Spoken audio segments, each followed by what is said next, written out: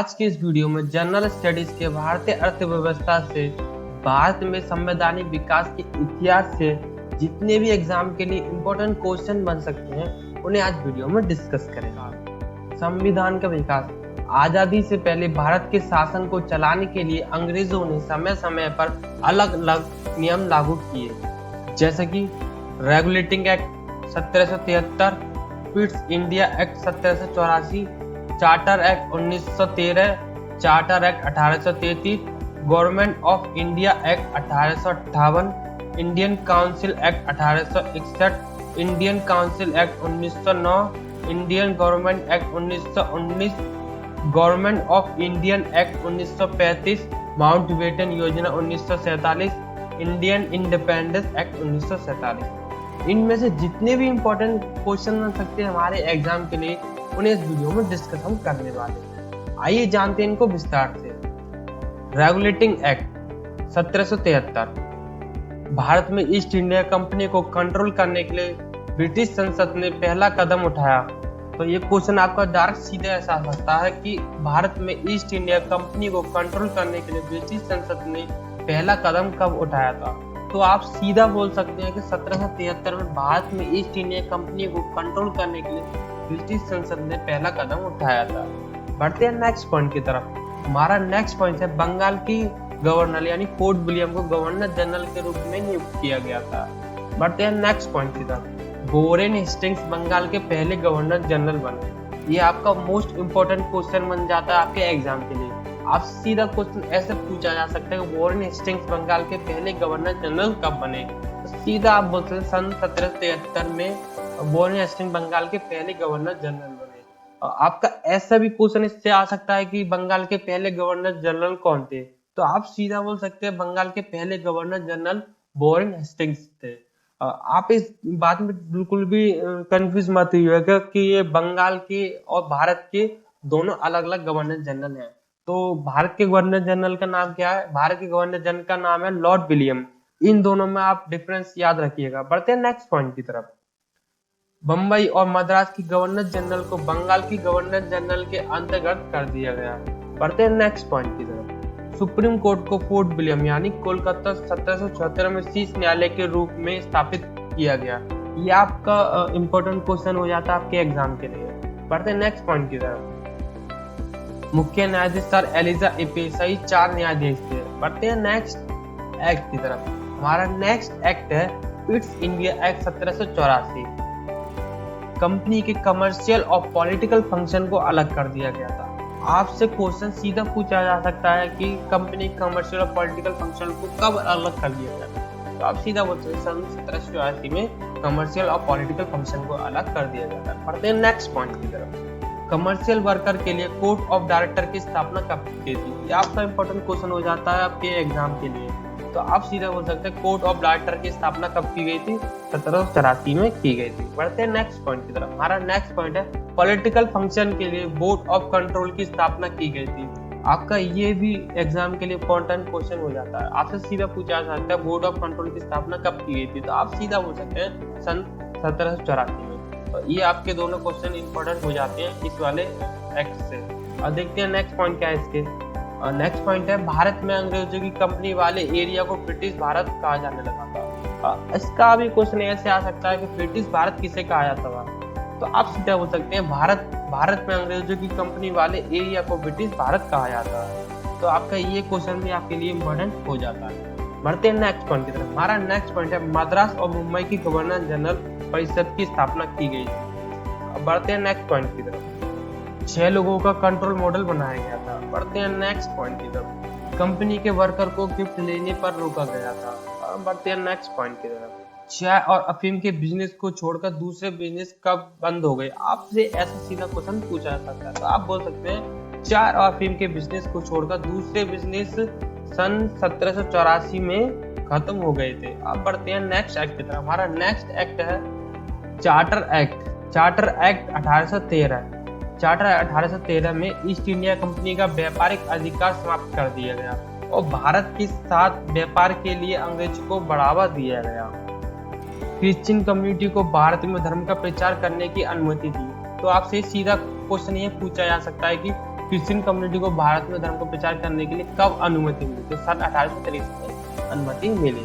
बढ़ते next act की तरफ। हमारा नेक्स्ट एक्ट है चार्टर एक्ट 1833। चार्टर एक्ट के दौरान भारत में सेंट्रलाइजेशन की शुरुआत हो गई थी। तो आपसे सीधा क्वेश्चन ऐसा पूछा जा सकता है कि सेंट्रलाइजेशन की शुरुआत भारत में कब हुई थी? आप सीधा हो सकते हैं सेंट्रलाइजेशन की शुरुआत भारत में 1833 में हुई थी। बढ़ते हैं नेक्स्ट पॉइंट की तरफ। हमारा नेक्स्ट पॉइंट है भारत में लॉ कमीशन की स्थापना की गई, जिसका पहला अध्यक्ष लॉर्ड मैकेले बनाया गया।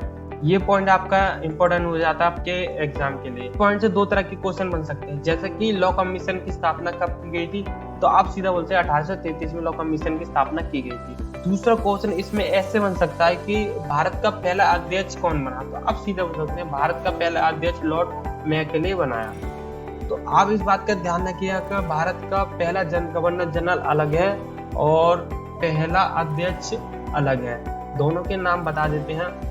भारत का पहला अध्यक्ष तो लॉर्ड मैकेले आपके सामने लिखा हुआ है। और बढ़ते हैं नेक्स्ट पॉइंट की तरफ। हमारा नेक्स्ट पॉइंट है दास प्रथा को कब खत्म किया गया था? ये सीधा क्वेश्चन आपका डायरेक्टली कई बार क्वेश्चन में पूछा गया है। तो आप सीधा बोल सकते हैं दास प्रथा को 1833 में खत्म किया गया था। बढ़ते हैं नेक्स्ट पॉइंट की तरफ। हमारा नेक्स्ट पॉइंट बंगाल के गवर्नर जनरल, भारत के गवर्नर जनरल और उनकी परिषद भारतीय परिषद बनाए गए।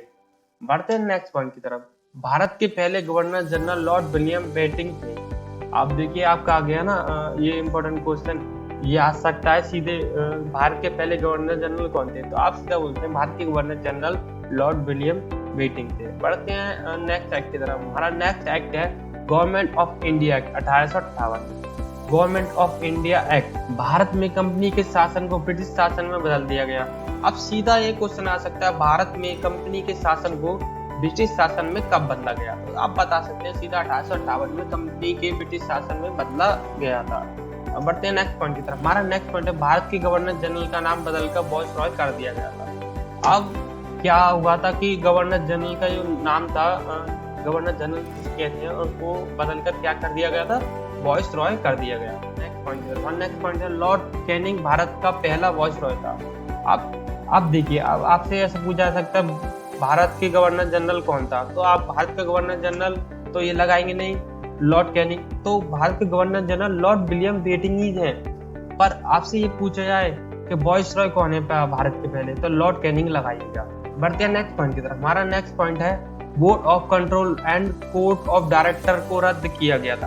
आपसे सीधा क्वेश्चन ऐसे पूछा जा सकता है कि board of control and court of director को रद्द कब किया गया था? तो आप सीधा हो सकते हैं 1858 में board of control and court of director को रद्द किया गया। अब बढ़ते हैं नेक्स्ट एक्ट की तरफ। हमारा नेक्स्ट एक्ट है इंडियन काउंसिल एक्ट 1861। इसके दौरान वायसरॉय की कार्यकारी और विधान परिषद जैसे संस्थानों में पहली बार भारतीय लोगों को मंजूरी दी गई। भारत ने विधान परिषद में प्रवेश किया पहली बार। केंद्र और प्रांतों में विधान परिषद की स्थापना की गई। ये क्वेश्चन आपका एग्जाम के लिए इंपॉर्टेंट हो जाता है। आपका एग्जाम में ये क्वेश्चन ऐसे पूछा जा सकता है केंद्र और प्रांतों में विधान परिषद की स्थापना कब हुई? सीधा आप बोल सकते हैं 1861 में केंद्र और प्रांतों में विधान परिषद की स्थापना की गई। बढ़ते हैं नेक्स्ट पॉइंट की तरफ, एक्ट की तरफ। हमारा नेक्स्ट एक्ट है Indian council act 1909। Indian council act 1909, इसमें पार्लियामेंटो सुधार अधिनियम संज्ञा दी गई। बढ़ते हैं नेक्स्ट पॉइंट की तरफ। इसमें एक्ट के अनुसार डिफरेंस कम्युनिटीज के लिए अलग अलग निर्वाचक मंडल की स्थापना की गई। बढ़ते हैं नेक्स्ट एक्ट की तरफ। हमारा नेक्स्ट एक्ट है इंडियन गवर्नमेंट एक्ट 1919। इसमें मॉन्टेग्यू चेमफोर्ड सुधार एक्ट की संज्ञा दी गई। प्रांतों में द्वैध शासन प्रणाली प्रारंभ हुई। सरकारी कार्य को केंद्र और प्रांतों दो भागों में विभाजित किया गया। बढ़ते हैं नेक्स्ट एक्ट की तरफ। हमारा नेक्स्ट एक्ट है गवर्नमेंट ऑफ इंडिया 1935। इसके द्वारा भारत में सबसे पहले फेडरल गवर्नमेंट सिस्टम आरंभ किया गया। आपके एग्जाम में ऐसा क्वेश्चन आ सकता है कि फेडरल गवर्नमेंट सिस्टम कब आरंभ किया? तो आप सीधा बोल सकते हैं 1935 में फेडरल गवर्नमेंट सिस्टम आरंभ किया। बढ़ते हैं नेक्स्ट पॉइंट की तरफ। हमारा नेक्स्ट पॉइंट है इस एक्ट के द्वारा फेडरल कोर्ट का गठन किया गया था। अब इससे सीधा क्वेश्चन आ जाता है कि फेडरल कोर्ट का गठन कब किया था? तो आप सीधा बोल सकते हैं 1935 में फेडरल कोर्ट का गठन किया गया। बढ़ते हैं नेक्स्ट पॉइंट की तरफ। इस अधिनियम द्वारा फेडरल स्तर पर शासन की व्यवस्था की गई। बढ़ते हैं नेक्स्ट एक्ट की तरफ। हमारा नेक्स्ट एक्ट है माउंटबेटन योजना 1947। इसमें क्या हुआ था कि इसके तहत बनाई गई भारत विभाजन योजना को माउंटबेटन योजना कहते हैं। ये चीज हुई थी। तो इसमें क्या हुआ था, इस एक्ट में कहा गया था कि इंडियन प्रॉब्लम का एक ओनली सोल्यूशन इंडिया का विभाजन है। जैसा कि आपने सुना ही होगा कि इंडिया और पाकिस्तान एक थे तो उसको अलग कर दिया था, ये इसी के दौरान हुआ था। अब देखते हैं इंडियन इंडिपेंडेंस एक्ट 1947। इसमें क्या हुआ था कि इस एक्ट के द्वारा इंडिया और पाकिस्तान को आजाद अधिराज्यों की स्थापना की गई। इसमें कंडीशन रख दी गई थी कि जब तक संविधान का निर्माण नहीं हो जाता तब तक प्रत्येक अधिराज्यों का शासन प्रबंधन 1935 गवर्नमेंट ऑफ इंडिया एक्ट के द्वारा चलाया जाएगा।